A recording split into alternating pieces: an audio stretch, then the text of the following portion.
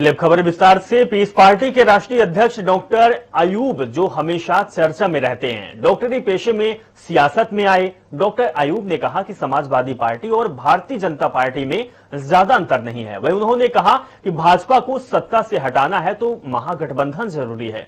वहीं इस दौरान जनता टीवी से बातचीत करते हुए उन्होंने और क्या कुछ कहा, चलिए हम सुनाते हैं। डॉक्टर के रूप में प्रसिद्धि पाने वाले डॉक्टर अयूब, अब आम जनता के लिए वो नाम थे कि डॉक्टर अयूब मिल जाए तो इनको संजीवनी मिल जाती थी।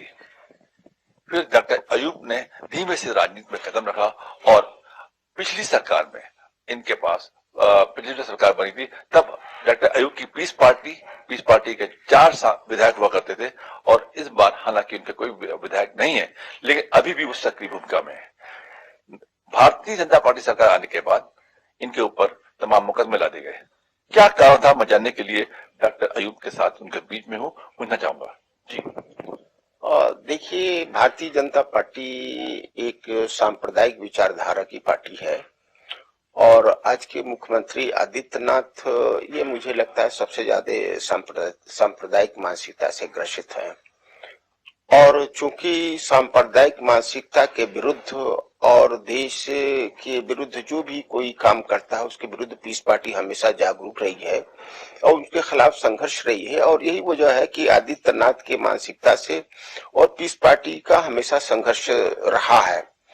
और उसी का फायदा उठाते हुए जब ये मुख्यमंत्री बने तो इन्होंने सबसे पहले बलात्कार के जो इल्जाम में, झूठे इल्जाम में, और अभी कुछ दिन पहले वो राजद्रोह के झूठे इल्जाम में इन्होंने हमें जेल में डाला। मगर न्यायालय ने हमें बिल्कुल साफ कर दिया कि जो इनकी मानसिकता थी वो गलत थी और हमें पहली सुनवाई में दोनों बार ही हमें आजाद कर दिया, जेल से रिहा कर दिया। देखिए, अब आप देख रहे हैं जिस तरीके से चुनाव का माहौल आ रहा है, चुनाव सामने है 2022, मिशन 2022 सभी पार्टियों का मुद्दा है। इसमें क्या आप चुनाव मैदान में उतरेंगे? देखिए, पीस पार्टी एक संजीदा पार्टी है जो जनता के जो बुनियादी इश्यूज है, जो बुनियादी मुद्दे हैं, उसको लेकर के पीस पार्टी हमेशा संघर्षरत रही है और लोगों की जितनी भी जो समस्याएं हैं उसके लिए कार्य करती रही है। और यही वजह है कि पीस पार्टी की लोकप्रियता है। पीस पार्टी पूरे प्रदेश में पूरी मजबूती से संघर्ष कर रही है और अपने संगठन को मजबूत बनाने की तैयारी है। और हम पूरी तरीके से सिर्फ चुनाव 2022 ही नहीं बल्कि इस प्रदेश में सरकार बनाने का पूरा प्रयासरत रहे। आप कितनी सीटों पर चुनाव लड़ेंगे? हमने अपने प्रदेश अध्यक्ष से जो संगठन के इंचार्ज हैं उनको हमने निर्देशित किया है कि पूरे प्रदेश में सभी 403 सीटों पर वो विधानसभा की तैयारी करें और हम ये कोशिश करेंगे कि जितनी ज्यादा से ज्यादा सीटें हो सके हम चुनाव में हिस्सा लें।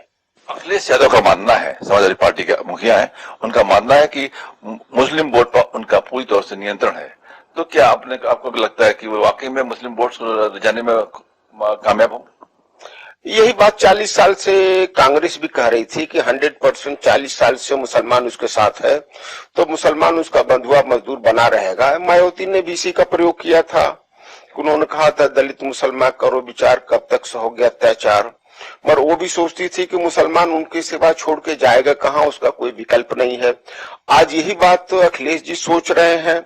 मैं समझता हूं कि अखिलेश जी को समझना चाहिए कि मुसलमान किसी का बंधुआ मजदूर नहीं है, वो अच्छे विकल्प की तलाश में है। अगर हम उसको विकल्प अच्छा दे सकते हैं तो मुझे लगता है कि वो हमारे साथ होगा। 2012 और 2017 के विधानसभा चुनाव में ये साबित कर दिया है मुस्लिम समाज ने कि उसकी प्राथमिकता उसकी पीस पार्टी है, न कि अन्य कोई दल है। अब एक मुद्दा इस मौजूदा समय में है धर्मांतरण का। धर्मांतरण को लेकर के बड़े विवाद हो रहे हैं, तमाम बातें चल रही हैं और तमाम कानून थोपने की बातें चलती हैं। तो ऐसे में आप क्या समझते हैं, कितना सच? हाँ, मैं तो यही कहूंगा, यही तो मैं कह रहा हूँ कि कानून का राज नहीं तो गुंडा राज है ना। कोई अगर मुसलमान अगर हिंदू बनता है तो उसको कहते हैं घर वापसी हो गई, और अगर कोई हिंदू मुसलमान बनता है तो कहता है जबरिया धर्मांतरण कराया गया, उसको जेल में डाला जाता है। तो मैं समझता हूँ कि यही कानून का राज नहीं तो गुंडई है। ये तो एक अगर आता है तो उसकी स्वागत करती है सरकार और एक जाता है तो उसे जेल भेजती है। तो मैं समझता हूं कि ये गुंडा राज है, कानून का राज नहीं है। धन्यवाद। आपका और मैं पीस पार्टी के अध्यक्ष डॉक्टर अयूब का कहना है कि वो संघर्ष करेंगे, लेकिन मौजूदा समय में गुंडाई चल रही है। गुंडों के खिलाफ सरकार लाने वाली पार्टी इसमें खुद गुंडाई में उतारू है। जनता टीवी के लिए आशीष कश्यप के साथ अनिल के अंकुर, लखनऊ।